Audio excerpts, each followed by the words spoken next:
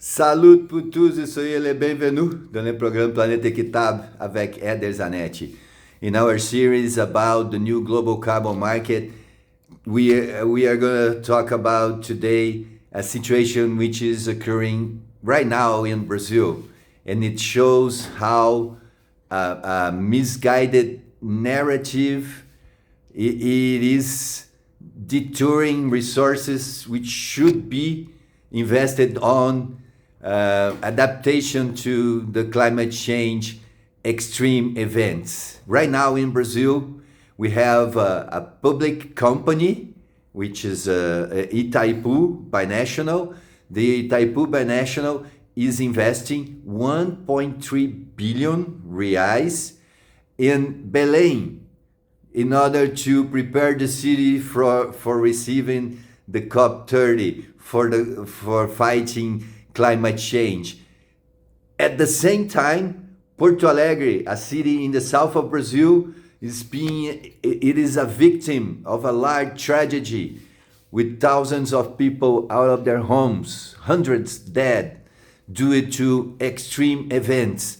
And the city doesn't have funding in order to invest on further infrastructure to adapt to climate change.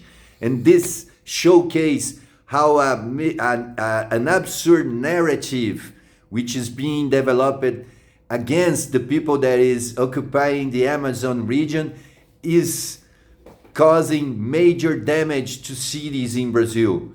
The federal government says it cannot fulfill its fiscal commitments if it needs to invest money on Porto Alegre. And at the same time, it is asking a private company to invest 1.3 billion on Belém, which is not at all victim of any extreme events. So this is clearly a corruption of the climate funding destination. It is really clear.